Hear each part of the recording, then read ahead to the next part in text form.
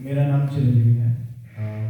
मैं ओशो को पिछले 4 साल से सुन रहा हूँ और पिछले 12 दिन से मैंने डायनेमिक मेडिटेशन शुरू किया है और मैं रोज़ डायनेमिक मेडिटेशन सुबह में कर रहा हूँ। अभी पिछले 12 दिन 12 दिनों से जी। मेरा प्रश्न ये है कि जब हम चौथे फेज में जब साइलेंट बैठते हैं तो जो दो क्षण के लिए मुझे अनुभव होते हैं, मेरा प्रश्न ये है कि क्या वो मेरी कल्पना है या वो सचमुच एक अनुभव है। इसके बीच में मैं अंतर कैसे पता करूं कि ये अनुभव सचमुच हो रहा है या फिर ये बस मेरी कल्पना है। ठीक।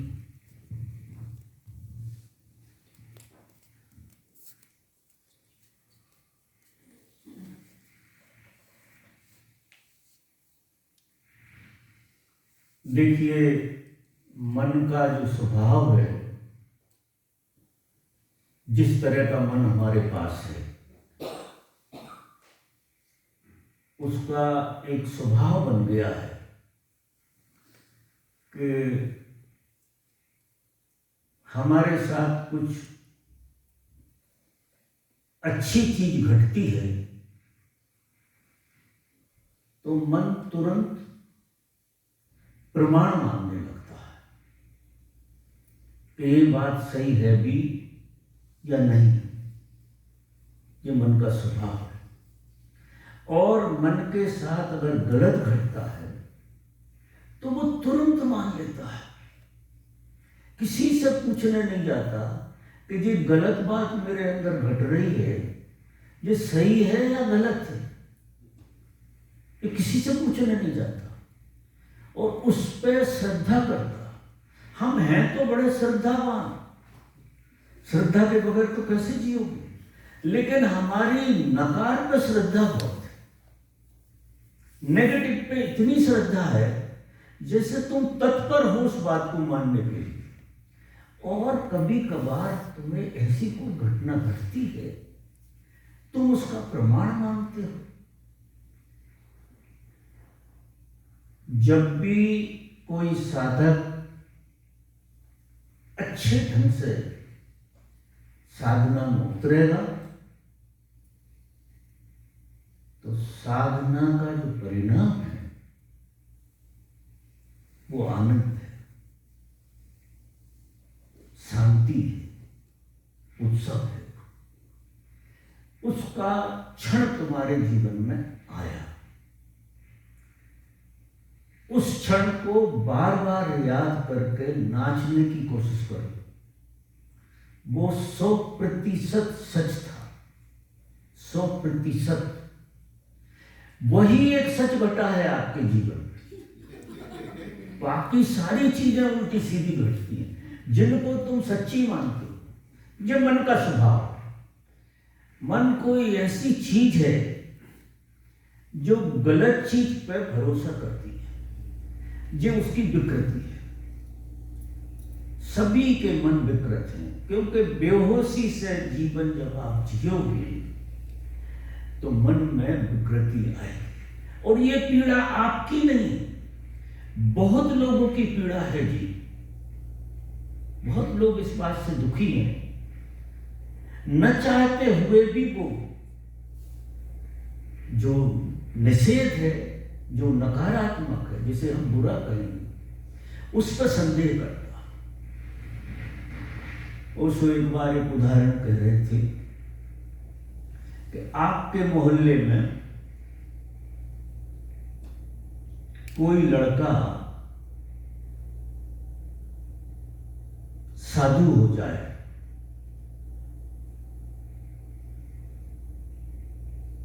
और अलग तरह से उठने बैठने लगे तो उसको कहते थे कि पूरा गांव टूट पड़ेगा और कहेगा कि जो बन के बैठा हुआ है, हमें उल्लू बना रहा है, ये कोई साधु बाधु नहीं है, ढोंगी है। और जब ऐसा एक आदमी कहेगा तो 10 आदमी कहेंगे कि बात तो सही है, ऐसा कैसे हो गया। और एक कोई दूसरा लड़का जिसकी खबर हो जाए कि ये चोर है, तो सारे लोग मानने को तैयार हो जाएं कि हमें 15 दिन से लक्षण दिख रहे थे, बिल्कुल ऐसा ही है, ये चोर है ही। अब देखिए प्रमाण, नेगेटिव कैसे प्रमाण खड़े कर देता है। आप किसी भी व्यक्ति के बारे में नेगेटिव बोलिए, आपको 10-15 साथी मिल जाएंगे तुरंत, देर नहीं लगेगी, क्योंकि मन का ऐसा स्वभाव है कि वो कचरे की तरफ बहना जानता है, वो उस तरफ बह जाता है। और आप किसी के बारे में बड़ी तारीफ करो तो सुनते सुनते ही पीड़ा होने लगेगी उसे कि क्या बात कर रहे हैं, मुझसे अच्छा कोई और हो सकता है, मुझसे खराब दूसरे लोग होते हैं, ये पक्की बात है। क्योंकि मन को इतना आनंद आता है जब वो ये मानता है कि मुझसे खराब लोग हैं, मैं खराब हूं, ठीक हूं, लेकिन छोटा मोटा, लेकिन दूसरे तो इतने खराब हैं तो मन को बड़ी राहत मिलती है। और दूसरा अगर कोई अच्छा है, उसके भीतर अगर कोई कह दे कि बुद्ध पुरुष हो गया, फिर तो आफत आ जाएगी। इतने प्रमाण मांगोगे आप उससे जिसका कोई हिसाब नहीं। तो देखो, जीवन की धारा को थोड़ा बदल के जीना पड़ेगा। एक तो चीज आप पक्का मानो, ऐसा कोई आदमी नहीं है इस दुनिया में, आखिरी से आखिरी आदमी जिसमें कोई तत्व आपसे अच्छा ना हो, ये आप 100% मानो। ऐसा कोई आदमी संसार में नहीं है जिसमें आपसे ज्यादा अच्छाई किसी तल पर ना हो। अगर व्यक्ति के अंदर कुछ अच्छाई नहीं है, जैसा हम भाषा में बोलते हैं सब बुराई है, या आपके भीतर कोई अच्छाई नहीं है, जैसा आप मानते हैं बुराई है, तब तो आपको एक दिन में ही मर जाना चाहिए था। इतनी बुराई के बोझ में तुम जी कैसे रहे जैसा तुम मानते हो, और दूसरे पे भी थोप, ऐसा सच नहीं है। तुम्हारे अंदर आश्चर्य करोगे या किसी और के अंदर 80% अच्छाइयां होती हैं। जैसा मेरा निरीक्षण, 80% लोग अच्छे होते हैं। ये दुनिया ऐसे कैसे चल रही है, कितनी वजह से चल रही है, चिल्ला के कुछ भी रहो, लेकिन दुनिया तो वजह से चल रही है। 80% प्रत्येक व्यक्ति के अंदर अच्छाई होती है, 20% बुराई इसलिए होती है कि अच्छाई को समझेगा कौन। जो अच्छाई है उसे समझने के लिए थोड़ी बुराई अनिवार्य है, वो दोष नहीं है, वो अनिवार्य है। लेकिन 80%, 80 तुम्हें ज्यादा लगता हो तो 50 तो मानो, 50 तो है। हर आदमी को 50-50 कर लो कि ठीक है यार, अब 50-50 है, फिर आपका चुनाव कि भाई अच्छा वाला 50 देखो। अब तो आपके हाथ में आ गई बात, साफ हो गई कि हर आदमी, ये गांठ बांध लो कि हर आदमी आधा सही है और आधा गलत है, ठीक है, इसे हम भी मान लेते हैं। लेकिन अब हमारा विवेक जी कहता है, अगर आप अच्छी जिंदगी जीना चाहते हैं तो क्या होगा कि आप 50% उसमें अच्छाई ढूंढो, बुराई नहीं ढूंढो। उससे एक लाभ क्या होगा कि जितनी अच्छाई दूसरों में देखोगे उतने तुम अच्छे होगे। तुम आश्चर्य करो, जो हम दूसरों में देखते हैं वही हम होने लगते हैं।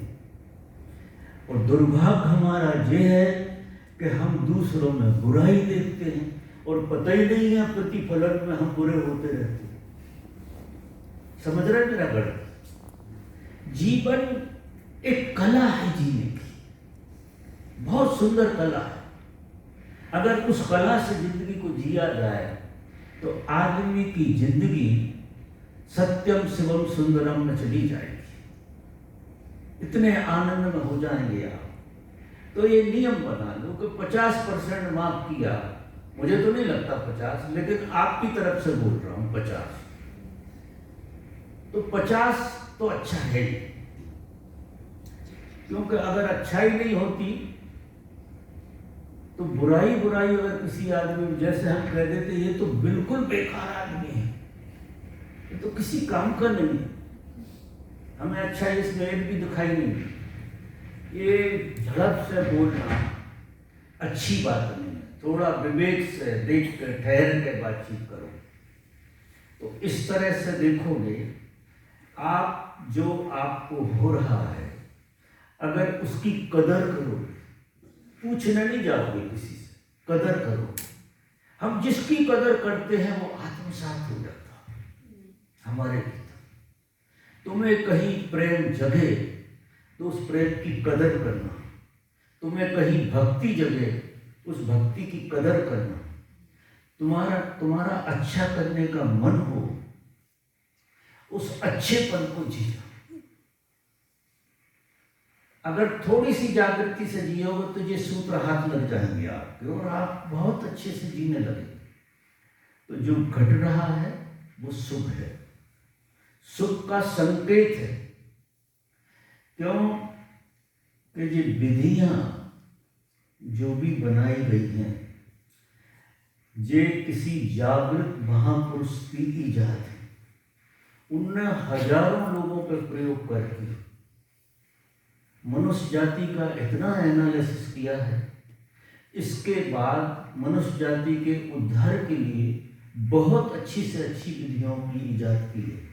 उसमें एक डायनेमिक भी है, यानी डायनेमिक को अगर ढंग से किया जाए तो वो तो रामबाण इलाज है कि वो आपके भीतर की सब रूपरेखा को बदल देगा।